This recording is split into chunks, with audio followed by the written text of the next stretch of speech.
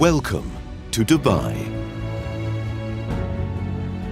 the international epicenter of global commerce, where innovation and business thrive against a vibrant backdrop, rich in culture and community. An unrivaled platform for networking and deal-making, cultivating international networks and shaping the future of worldwide trade and investment, reinforcing Dubai's position at the heart of the global economy, transforming the future of business together. Welcome to Experts Dubai, our weekly podcast. Today we speak with a really important and interesting person. The person came extra from Pakistan, and this person is part of a huge company. Today we talk about the future of agriculture. The first time actually I had to put notes because it's a little bit complicated to speak out these words. His name is Taimur Malik. He comes from the company Almontal Industries. He studied in the university in Colombia. His expertise is Middle Eastern and South Asian studies. He focused on history that time, but he also studied economics. In his career, he was in Wall Street as a trade finance expert, and now, he is dealing with over 100,000 farms. Welcome, Taimur. Yes. Welcome to our show. Welcome to Flex Strategies. I invited you for a specific reason. Actually, we know each other now since approximately 1 year, and you know my passion is agriculture. So is yours.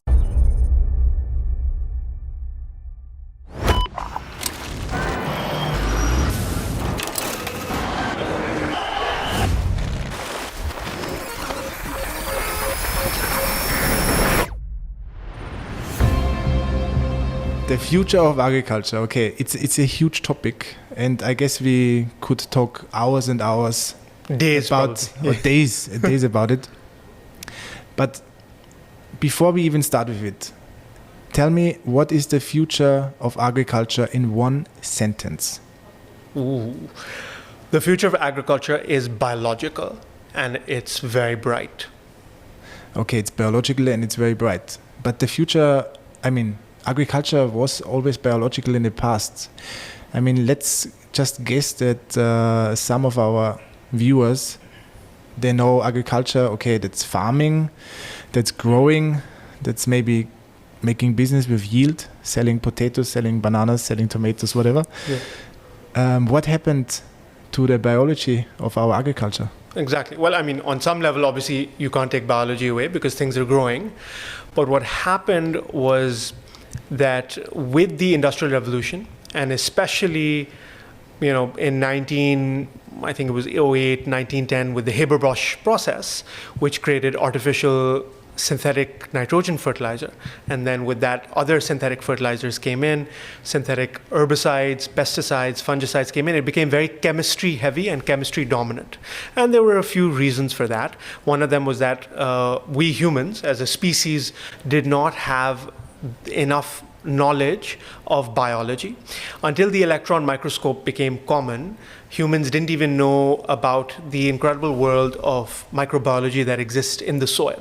So when I say the future is biological, it means that humans have now started to harness the power of biology, of different biological inputs, biological fertilizers, microbial inoculants, even biological pesticides and fungicides.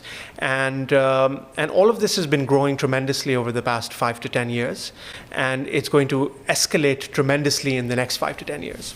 Okay, would you then say that chemistry is much easier than biology, or was chemistry by accident just the first on the market? Yeah, I think it was a bit of both.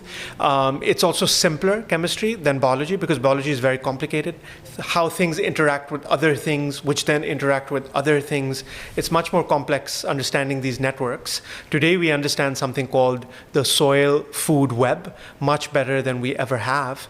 But 40 years ago, 50 years ago, 80 years ago, there was no understanding at all of the soil food web, how important it is that different bacteria interact with each other.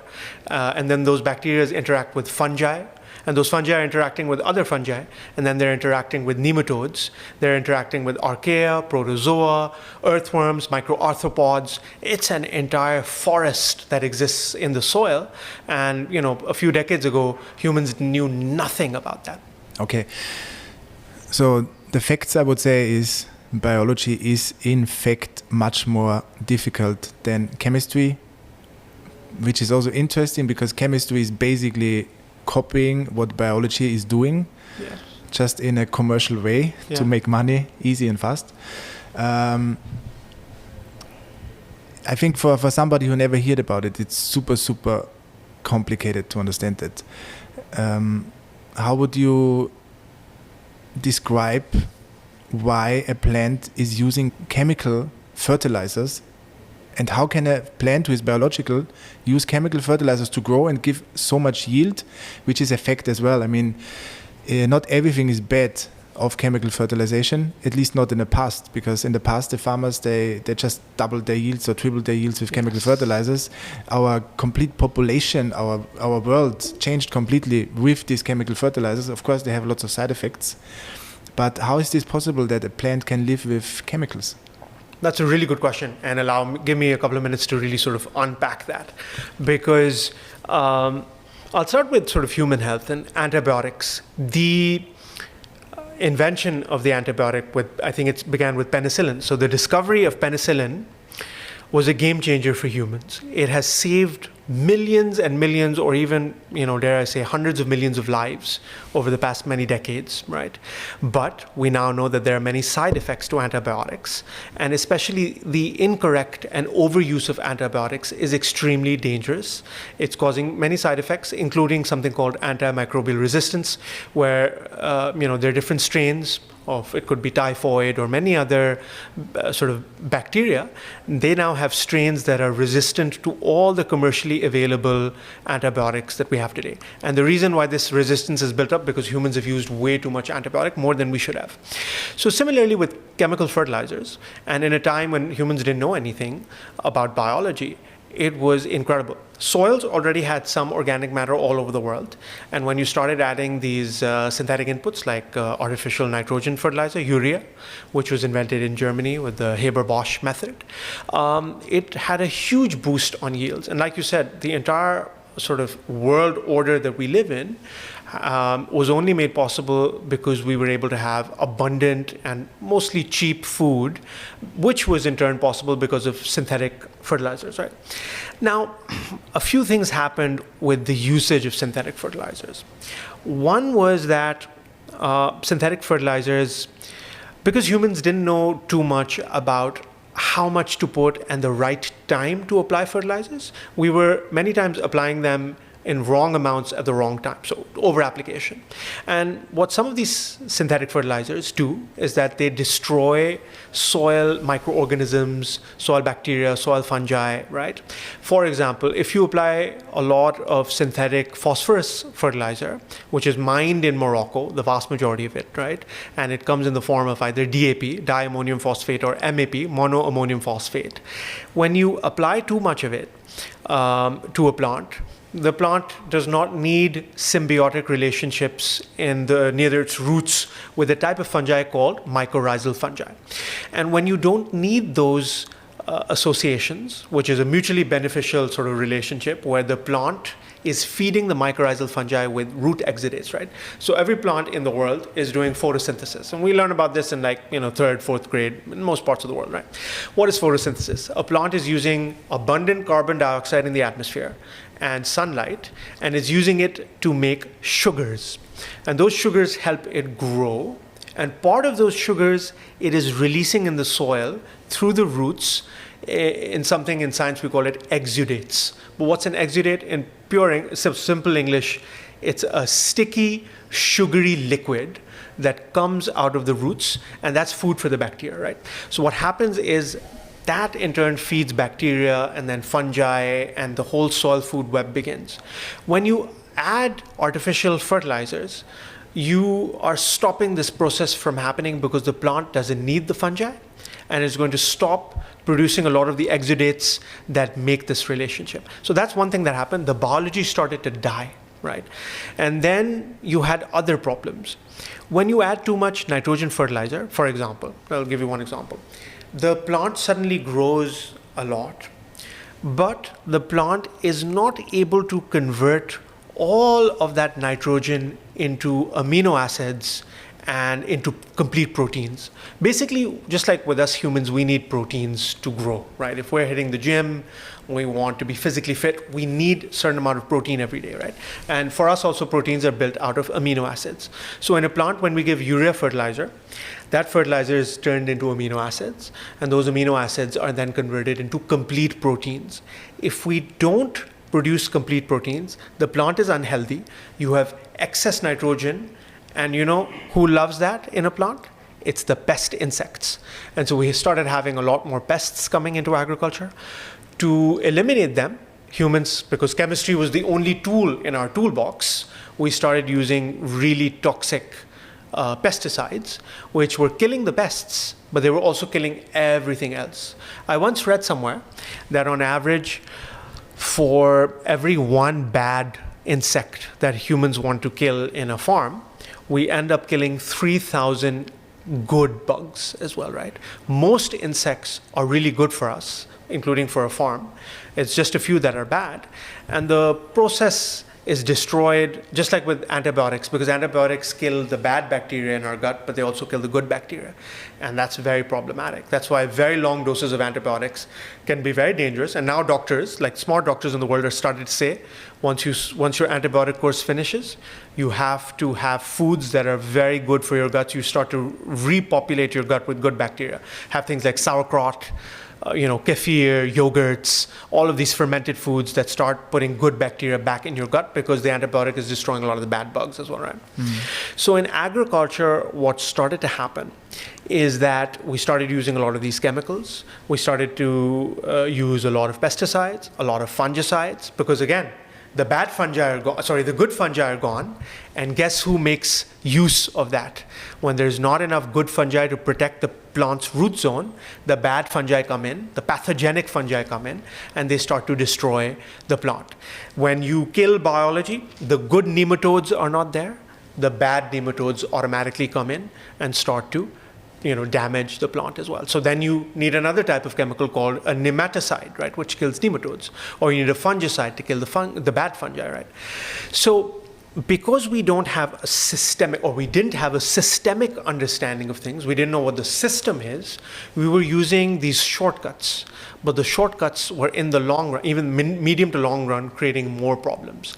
So that's the core problem of this old system of agriculture. It was called the Green Revolution in the 1960s, right? New sort of hybrid and other sort of types of seeds. They didn't necessarily need to be hybrids, but they were we selected genetics. We changed the genetics of plants. Like with wheat. Wheat used to be a tall plant. It used to be sort of a gangly kind of plant. It was going in different directions. We changed the genetics of wheat. We made it much shorter, easier to harvest with combine harvesters. We made it much more uniform in its appearance, and that increased the yields. But then we needed to use a lot more chemicals to make it work, right? So then what happened? And then people will ask, well, what you're talking about is basically a change started happening with organic agriculture. And that's partially true. Organic agriculture actually began in the late 1940s. As early as that, with people like Lady Eve Balfour in the UK and many others as well. And people started saying that these chemicals are pretty toxic. I mean, most people don't know this, but a lot, not all, but a lot of the toxic chemicals we use, like your pesticides, fungicides, things like that, perhaps even herbicides, they have their roots in chemical weapons used in World War II, right? And then those chemicals, because, it was horrible, the usage of those things. But then, these very clever chemists and scientists who were experts in these fields, you had peacetime with the Allies having won the Second World War. They were like, oh, what do we do with these incredibly talented and smart scientists? So they started, someone figured out that maybe we can use them in agriculture. They started doing tests. Lo and behold, it was very successful. In the short run, like we've just determined, these were very successful things in the short run, which is why they became the mainstream and the norm. But Fast forward a few decades later, we now know of the terrible consequences of these things. And what are the terrible consequences, right? Let's discuss that as well. There are a few sort of bad things that are happening. One of them is when you use these synthetic chemicals, these very dangerous chemicals. One of the things that's happening is that you've got residues that are left over on the plant. So when someone has a strawberry which is laced with fungicides and pesticides, that stuff is going in your system. It's impacting your gut, and especially with children, it has a very negative consequence. A new studies have started to come out which are telling us how bad it is. It changes the DNA, of children, in the sense of there's a field called epigenetics. Epigenetics is how does our environment interact with our DNA, because our DNA is very complex. What determines whether one part of the DNA is activated or another part is deactivated is the environment. If you're breathing clean air, drinking clean water, exercising, spending time in nature, having clean foods, then the best parts of our DNA are getting activated. If your life is one that unfortunately has a lot of air pollution, unclean water, foods laced with pesticides and fungicides and herbicides, then that can activate certain DNAs in our body that ultimately over time lead to very bad consequences like cancer, right? And so that's one aspect, human health. Then there's an aspect of environmental health. You see, when you apply a pesticide, a fungicide, a herbicide, in nature things don't disappear, right? It's going somewhere. With the water, let's say it rains, a lot of it leaches down deep into the underground aquifer, right? The water that's underground wells, or it sort of leaches out of the farm. It can go into storm drainage, it can go into lakes, rivers, and it's impacting wildlife. And also, as I mentioned earlier, with pesticides in particular, it's killing all sorts of insects. And linked to that are birds, because birds eat a lot of the insects. So when you're killing life, it's a chain reaction that goes up, right? So one of the things scientists are telling us is that this very heavy emphasis on chemistry and a lot of these synthetic biocides, it has eliminated somewhere approximately, I think it's 70% of wildlife populations in the past 30 to 35 years. And in Europe, there's a study that came out, it's now called Insect Armageddon. It came out in 2018, I think. And basically it's showing in Europe that Europe has lost 70% of its insect population in just 30 years. And this was very shocking for the world because Europe has much more strict pesticide laws than a place like the United States, right? So even compared to other developed countries, Europe has superior regulations. But even that is not enough to stop the decline in bee populations, butterfly populations, other insects, birds, all of it is going down, unfortunately, right? Mm-hmm. So that's why this new revolution, of course, that's what we're going to unpack in the future of agriculture, but this new revolution of biology that I call is going to be a major game changer because we've started to learn these lessons. We have so much data now that's showing all of the problems that are being caused by this synthetic input heavy system that we have no choice but to move to biology. And the good news is that there are so many new tools that we now have in our toolbox that can be a massive game changer. We don't necessarily need to do all of the bad stuff to feed the world because the world population, as we know, is increasing. We keep hearing it will be 10 billion people by 2050. How are we going to feed them? But we can feed them without repeating all of the mistakes of the past 7, 8, 9 decades. Okay. So basically we have now a human population that is at the moment still addicted to chemical agriculture because otherwise we could not feed them. That's like at the moment the fact. So we would have to switch immediately if we want to basically save the world. But we have on one side a decade-old multinational business that worth billions and hundreds of billions, and obviously this business understood that they started to destroy something, but they could find solution to keep it alive. It reminds me very, very much to the pharma industry. You have illness, you have a medication to treat the symptoms, symptoms mainly, and then you have side effects, and then you have another medication to treat the side effects. It's exactly the same in agriculture. Plus, agriculture and pharma is completely connected. So it's like a pretty evil circle in what we are living at the moment. So my question is, how do we ever come out of this without starting a war against these multinational companies? Yeah, that's a very good question. And I think a few different things are happening at the same time, which some of it is at least sort of good news and exciting. One of the problems that emerged from the synthetic input system was that we started seeing either yield declines, or you're getting the same yields broadly, but the farmer is having to apply a lot more synthetic inputs, right? And even New York Times, et cetera, has covered some of these sort of studies, which are showcasing to get the same amount of yield, the farmer is using many more sort of units of nitrogen or phosphorus fertilizer, and so on and so forth. And they're still struggling. The other thing that's happening is you're getting a lot more vagaries in climate, and a lot more storms, and in the farming systems that we operate in Pakistan. So our farms are the pioneering regenerative farms in Pakistan. We'll talk about what does regenerative agriculture mean, and why it's become the buzzword of our time. Why does Nestle, Pepsi, General Mills, the cereal company, like all of these large food companies, why have they now, if you go onto any of their websites, they're saying that regenerative agriculture is a core part of our sustainability policy. So we'll unpack that as well. But to answer your main question, the farmers all over the world are generally struggling a lot. Input prices have gone up a lot, and problems are now so high. They're getting a fungus issue there, a pest issue here, constant weed problems that are so bad now that you have herbicide resistant weeds, so they come up with an even more toxic chemical to try to get rid of herbicides of the herbs, the weeds. But it's not resolving the problem, because in biology everything ultimately develops a resistance, right? So what's the good news? Now the good news is that there are pioneering farmers in many parts of the world, most continents, who have shown that with biology you can reduce your input costs.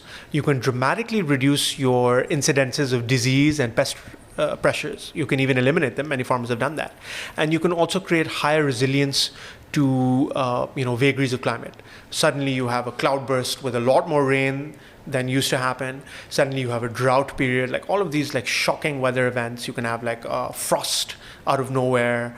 Sometimes winter is lasting much longer than it used to. Summer is lasting, or heat spells are lasting much longer. So you have all of these things happening in every continent. It's happening in the Mediterranean, it's happening in Western Europe, obviously happening all across Asia, Africa, Latin America, even North America, many belts. In the US, farmers are suffering a lot. So you have all of these problems happening. That sounds like that the earth is somehow fighting against the disease. Yeah. Right? It's like the immune system of the earth is fighting against something, and that's why it has this kind of symptoms, basically, or whatever. Yeah. Because, this is super interesting, because, the narrative at the moment in the world, it's almost religious, says that climate change is made by human beings, but the narrative says it's made because we are exposing too much CO2 to the atmosphere, which is basically, when I listen to you, completely nonsense, because there's other problems, which is the chemical industries. Is this correct? Well, I think that, firstly, we have to understand that even with the CO2, this entire sort of thesis that CO2 is causing, climate change, the focus is all on industry and transportation, right? So how do we produce our energy, our transportation? And yes, that's causing a lot of CO2 in the atmosphere. But what's also that nobody talks about is land use change. The biggest destruction that humans have actually caused is destroying landscapes in the earth, whether it's farmland. Farmland used to have a lot more organic matter. In the Midwest in the US, which is a really large part, which is the main agriculture belt of the US, right, where you grow row crops, large-scale row crops, you had 8% organic matter. Today you have some farms are even as low as 1%, but on average 2% organic matter. Organic matter is basically soil carbon. When you destroy the organic matter, the soil carbon gets released and goes into the atmosphere, right? Similarly, humans have destroyed so much forest on this planet. We are now at what's called peak trees. So it's estimated that our planet used to have about 6 trillion trees, and now we have less than 3 trillion left, right? So, the shrinkage of trees is a huge problem. The other thing though people don't talk about, and this is very important, CO2 is not, in some ways it's not even the major driver of climate change. It is a driver. The biggest driver is water vapor. The Earth, our planet, which is a living system, has a significantly reduced amount of water vapor that is in the atmosphere than was the case about 150, 200 years ago, before this rapid industrialization and chemicalization of society began. Water vapor is essential. It's called the biotic pump theory. And I would urge sort of your listeners to Google that, research it. The biotic pump theory is very, very valuable in understanding the climate system of our planet, right? Water, and this water vapor is determined directly by the amount of green cover that you have on our planet. And that can be in the form of trees, shrubs, everything. So one thing we didn't talk about, one of the most destructive things about the agriculture systems we created with synthetic inputs was not just that you're using these chemicals, which are really bad, very destructive, because you're adding a lot of, when you add so much synthetic nitrogen, it destroys the carbon in the soil, right? The other thing we did though was heavy tilling. You now have machines like these massive tractors, really big plows, right? Back in the day, humans used to plow the fields with ox, right? Your cattle. Now you've got massive machines. They're plowing really deeply. Whenever you plow, you open up a soil, and all the organic matter, the carbon, starts to get oxidized because it interacts with oxygen, and the carbon reacts with oxygen, becomes CO2, and gets released in the atmosphere, right? So that's one thing we did. And the other really bad thing we did was between two cash crops. Let's say you're growing, in the US we have corn and soy, right? So it's a famous rotation that happens in a large part of the US. You have corn, then a farmer grows soy. In the middle, let's say he has 3 months, 4 months, whatever, the farmer is leaving the fields fallow. And that's the worst thing we can do for our planet. Fallow means you're leaving the field completely empty. What should happen, and is starting to happen with regenerative farmers, you plant a cover crop. When you apply a cover crop, it creates a layer of plants that is covering the soil. And usually it's not one plant, because in nature, generally, there are no monocultures. In nature, if you go to a forest, it's not one type of tree that's growing there. In a natural forest, you have many different species of trees, many species of shrubs in the understory, right? Some vines creeping, some herbs, some forbs, some grasses even. So you have a mixture of things that are growing. And similarly, in a cover crop, what you should have is never just one type of thing. I mean, one type of thing is still better than zero, but you should ideally have 5, 6, 8, 10. In some of the cover crops that we grow on our farm, we have 15 things growing, right? So in between, let's say we harvested our sugarcane, and now we have, about 3 months before the next sugarcane is planted, we will plant a consortia of 15 things, and the dramatic improvement in soil is so visible. It makes a soil that's very crumbly, very soft, full of aggregates. The color changes into a much more chocolate brown color. You'll start seeing earthworms. It's a major game changer. In just 3 to 4 months, we can have a huge impact, right? So to answer your question about climate change, water vapor is far more important to understand than CO2. If we can increase the amount of water vapor that's in our environment, we can cool down our planet. These sort of, heat waves, droughts, frosts, all of these freaky things that are happening, and they're increasing. If you ask farmers, there are farmers in the US who don't believe in climate change at all. But they're saying, compared to 2 decades ago, we have so much more fluctuation of rain, so much more sort of freak weather events. So something is happening. But it's much more water vapor than it is CO2. You know what I'm saying? Yeah, absolutely. But that sounds like a sick body, because when you are sick, a planet is you sick, have shivers, you have fever, heat waves, frost, and so on. And I agree. If you turn the soil upside down, it's the same like you turn your skin upside down and put it into the sun. Of course, it dies off, it dries out, it becomes a problem if you do it with bigger parts of the skin, basically, of the soil. So it makes all complete sense. And what also makes sense is that if we come back to the beginning of our discussion, chemistry is less complicated than biology. If we say that our knowledge and human beings in general are increasing their knowledge, then we should naturally go into the biological way of agriculture. And then there's one big difference, because biological agriculture was already thousands of years ago normal, but in the past farmers did it for themselves, for their families. They didn't do commercial agriculture for billions of people. And that's like the thing, that's the problem, how to perform biological agriculture without destroying the planet and still increasing dramatic yields. And here we talk again about business. Yes. And that's like the interesting part of it. How do we do this? Yes. Can you tell me that? Yes. Sure, I can attempt it. It's a very small question you've asked. So basically, I think it also, one of the things that I've mentioned is that our knowledge base has increased tremendously. So even if you look at history, and there's a fantastic book I would urge your listeners to read as well. It's called Dirt and the Erosion of Civilization.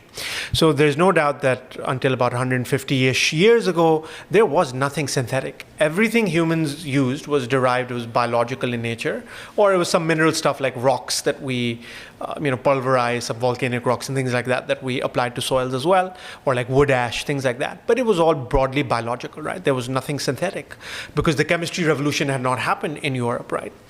So, but humans were still destroying soil. The plowing that I mentioned just a little while ago that was happening with oxen and cattle was still destructive. And, when you read David Montgomery's book, Dirt and the Erosion of Civilization, your eyes pop out. All of these great civilizations, Rome, Egypt, Greece, Babylon, they all exhausted their soils.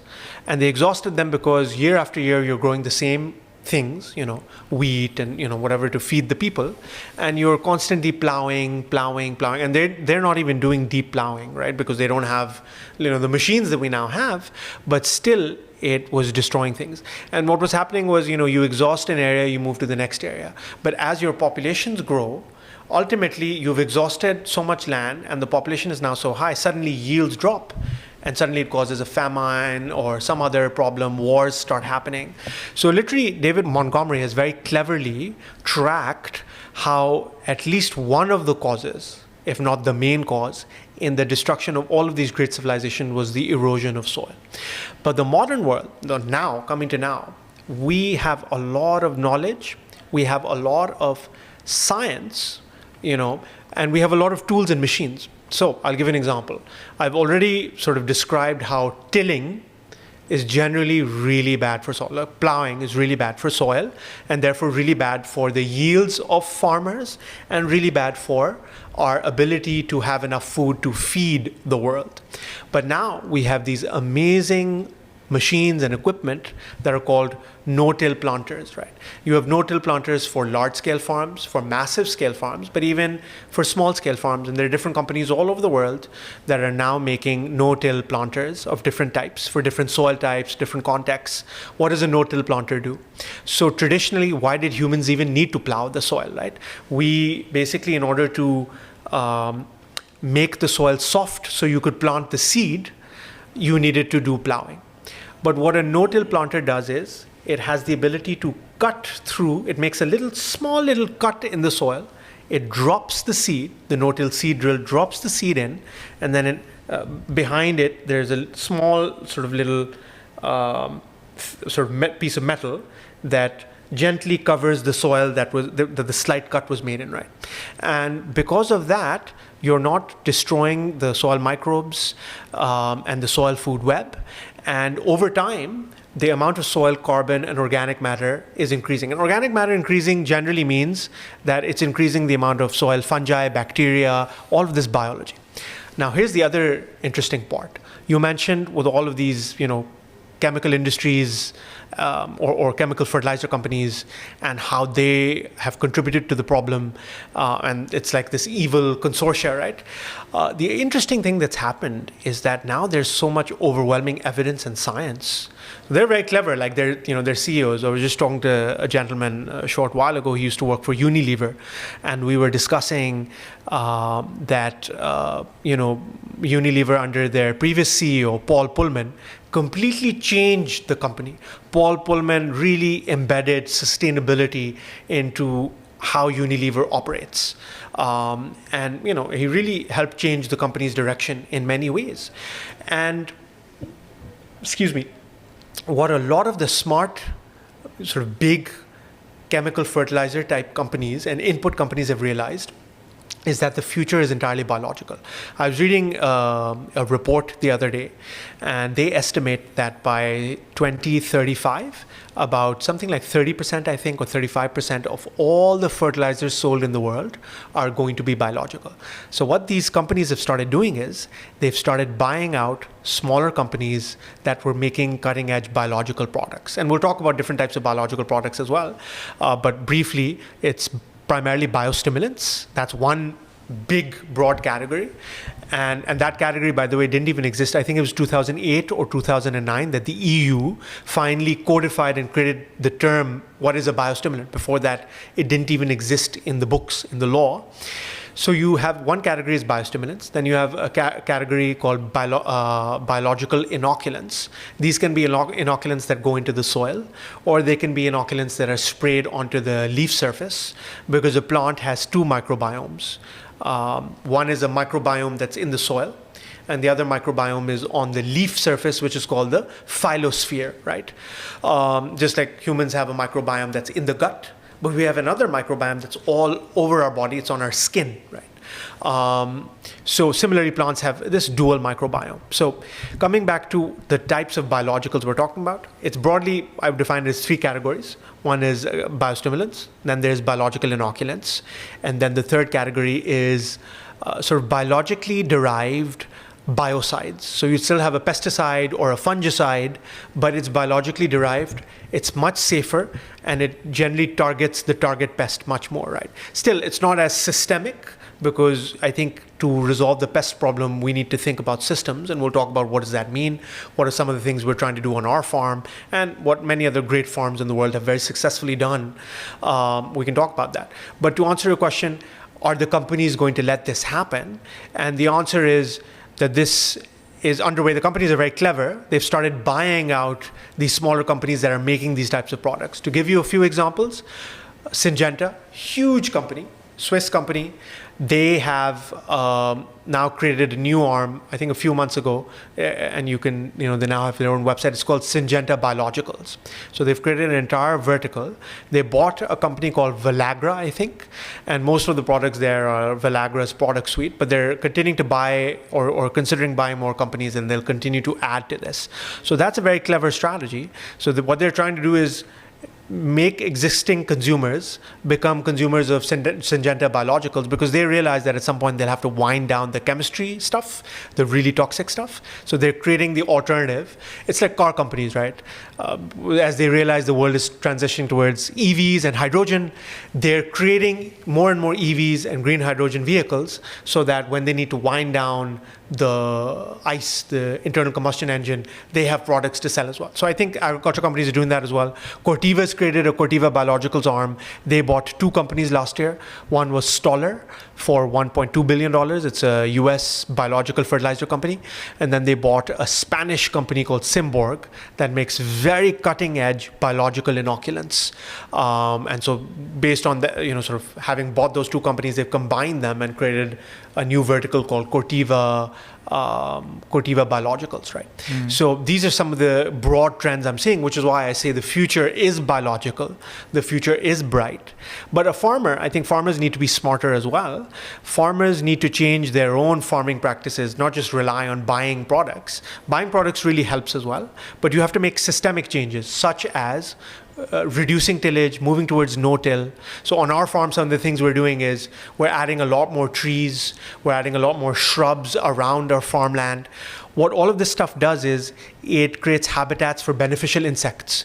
When we have beneficial insects, the good guys, they will come and eat and attack the bad guys and the bad pests. The other thing it's doing is creating more habitats for pollinators. So with our orchards, or like a chili crop, right? Chili peppers, for example, or we have mango orchards, we have citrus orange orchards. When the flowering stage, you need pollinators like bees to come and pollinate. That increases the amount of fruit you get. So the more habitat you have for these types of insects that are beneficial insects, the better your yields are going to be, the better systemically you're going to perform. And then there are other benefits. Trees and hedgerows, they protect us from windstorms. We're starting to get a lot more windstorms. But when you have like trees, they really cut down the speed of the wind. So there are, so many benefits. They create a microclimate because trees create cooling around them. There's studies that showcase a tree can cool an area around it, like trees. If you have significant amounts of trees, they can cool the areas around them by 5 to 8 degrees Celsius. That's huge, So you're creating favorable microclimates, you're protecting from frost, you're protecting from heat waves. And also, some of the trees you can make your own pesticides or your own fertilizers. So one tree is moringa. Moringa is, it's called the Swiss Army knife of trees. You can eat it, it's great for humans. You can feed it to your animals. It's an amazing fodder for like cows. It increases milk production, for example, increases immunity. If you go to a health grocery store, we're sitting in Dubai. If we go to a nice grocery store and we go to the supplement section, I'm willing to bet you a lot of money you will find a moringa powder supplement, or you'll find capsules with moringa powder in it, because it's even for humans, it's an immunity booster, right? It does many things in our body that are sort of fight cancer, does a lot of good stuff. So similarly, if you make a fertilizer, liquid fertilizer out of it, it's a fantastic biostimulant as well, right? So farmers can also start to make their own types of fertilizers. Aloe vera is a very famous plant. It's used all over the world in skincare, also some supplements for drinking, because it's really good for skin, and also good for internal health, for digestion. But it's also, most people don't realize, it's a really good fertilizer as well. You can make an aloe leaf extract, like you can do with moringa, and spray it on your plants. Again, you can get really good results, right?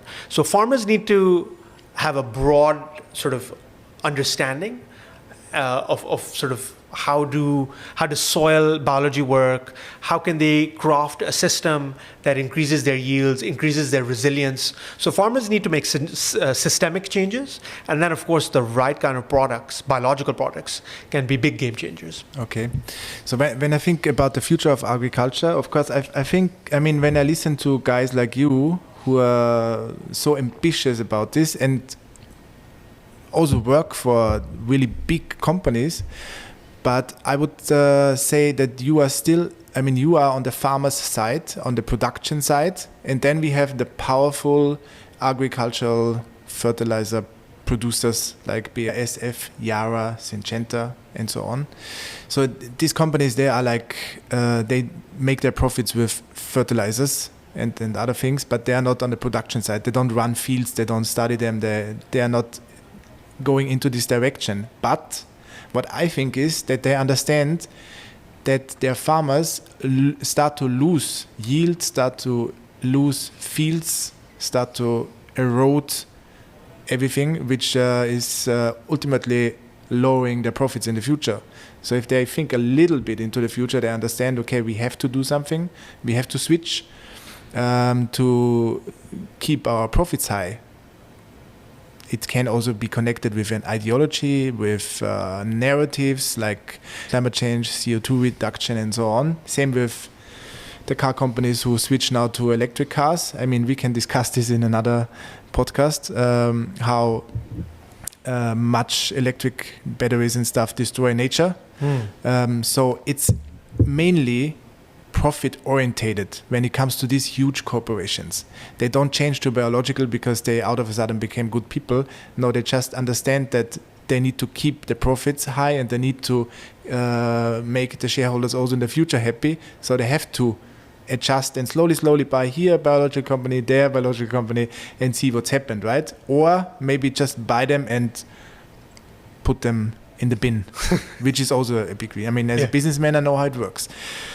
So you say you are very ambitious. So my question is, do you think that we are already in an agricultural revolution, which is based on disruptive technology and also smaller corporations who will take the lead in the future? Because we know, I mean, a BASF is maybe very big, a Yara is very big, but that doesn't mean that they will exist in 20 years.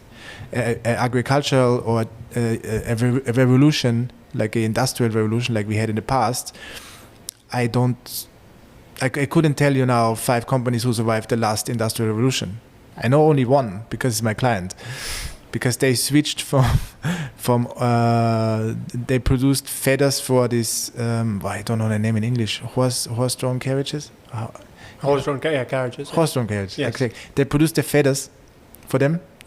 And then the car came and like all the producers of these vehicles, they just vanished in a very short time, even if they said, no, cars will never survive and this will never happen. The horse business was so big, you know. Same like with the chemical business now. It's so big that nobody will ever imagine that they will disappear. But these companies in the past, they disappeared in a matter of a decade, you know. And my client, they survived because they started to produce these feathers for cars. You know, so they switched into this new revolution, but most of the companies doesn't survive that. So my question, what do you think will happen in the next decade? Do you think that we will be so disruptive? Because I mean, we also invested in biological agriculture and biological fertilizers, as you know, and I know how hard is it to go into the business, especially to educate farmers, to convince big companies to go into this field. And if you go into a marriage with a big company, to pray that they will not destroy you, but they will try to push you. You know, it's so much what we have to think about it when it comes to this. What do you think? That's a really good question. You're asking me to predict the future, which I have no powers of doing. I want to make that very clear. But I can offer an educated guess. And my guess is that disruptive tech is going to definitely leave its mark. And I don't think that every company out there selling fertilizer today is going to survive. And obviously you have the giants that you mentioned, but you also have regional players or country-specific players. And I think that companies that are not nimble enough, that don't understand how quickly things are changing, they're definitely not going to survive. Companies that are not doing R&D in biologicals, right? It's one thing to buy out another company. I think that now companies that are buying stuff out now, they're lucky because they're getting a low price. This is not going to be the case 10 years from now, because these biologicals companies like that are small now, they're suddenly going to become much bigger. Maybe they will say flat out, we don't want to sell. We're going to list directly on the stock exchange, whether it's New York or London or wherever, Frankfurt, wherever, or they are going to, or Dubai, or they're going to, the price tag is going to be so hefty that many companies are going to have a hard time paying for that, right? So I think that there is definitely scope of companies getting left behind, and happening, sort of what happens to them would be akin to what happened to Kodak, when it went bankrupt, for example, right? So that, I think some companies are definitely going to face that. The speed is the core question. Is it going to happen within 10 years? Or is it going to take longer, maybe 20 years? And I think that's something that is still to be determined. The recent food inflation that's happened in the world has had a few different sort of problems that have emerged from that. One of them is that farmers are now a lot less sort of risk-taking. And so the convincing the farmers who are completely stuck in the chemistry-oriented system and don't have appetite for risk-taking, how do you sort of get them to take that first leap? That's the core question. And here I think government policies are going to play a role. Governments that are more forward-looking, more sustainability-oriented, will, I think, achieve this transition much quicker. It will happen all over the world. We live in a globalized world. Farmers are going to find out about companies, are going to, find out about, through a YouTube channel here, video, TikTok video there. It's going to get out there. It already is. I mean, compared to 10 years ago, there are way more farmers that are doing different regenerative practices already. I mean, we just discussed how all the big companies in the world that have a food supply chain, every single one of them now is talking about how regenerative agriculture is the future of their supply chain, right? So it's already begun, and I think that will also play a role. Big companies that have food supply chains are already starting to promote things. So I can tell you that Pepsi, for example, is working very hard with many of its potato farmers all over the world, because the Lay's potato chip is owned by Pepsi, and so they're trying to get farmers to adopt more regenerative practices. And I think that these types of companies, because they have to satisfy their shareholders, they can be big drivers, like big food companies.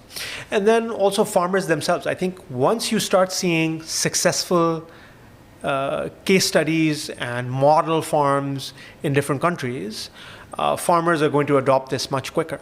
So I think that in 10 years' time, you're going to have some companies that will be left behind, will either go bankrupt or will face a huge decline in, let's say, their stock prices and so on. And I think 20 years from now, that number will be much larger, unless companies are very clever, really nimble, and really start to say today that we're going to focus, a large part of our R&D budget on biologicals, and and they also go on a shopping spree and start buying biologicals. So I think only those companies are really going to create long-term value for their shareholders. Mm. I mean, if I would compare the car industry with agriculture, and I would say the car is the biological revolution of agricultural industry, and the horses was the chemicals. As an example, it's easy to understand for a viewer. Yeah. I don't know any horse seller from the past who changed to become a car seller or a car producer. And my prediction is that I cannot see one of the big corporations to completely change into biological agriculture. Not because they maybe don't want, no, because a corporation who is so big is not able to move fast. I could see it because I did a deal with a global fertilizer producer, and it took 3 years. The same thing what could take maybe 4 months took 3 years, only because they're so slow in their decision making, and there's so many people involved and so many opinions, and also so many opinions with weight.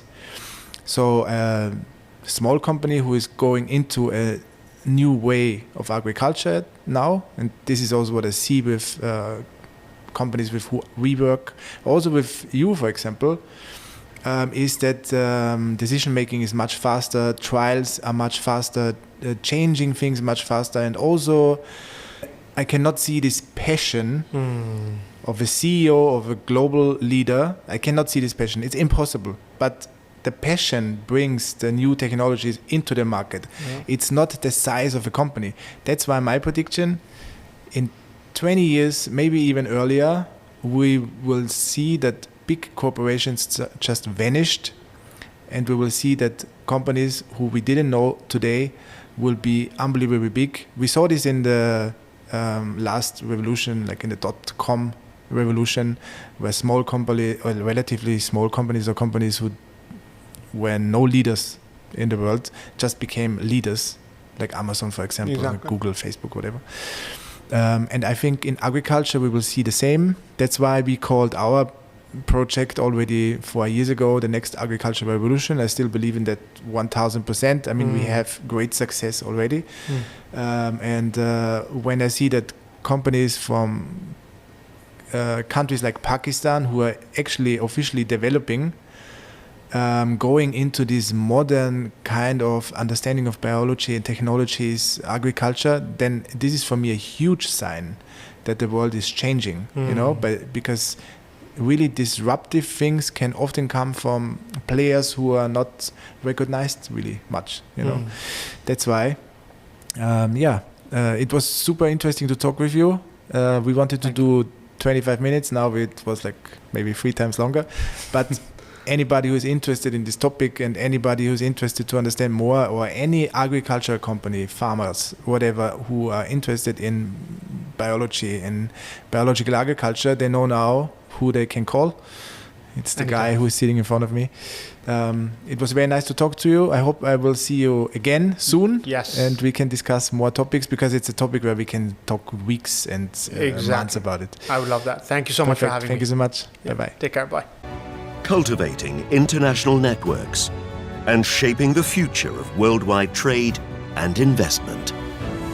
Reinforcing Dubai's position at the heart of the global economy. Transforming the future of business together.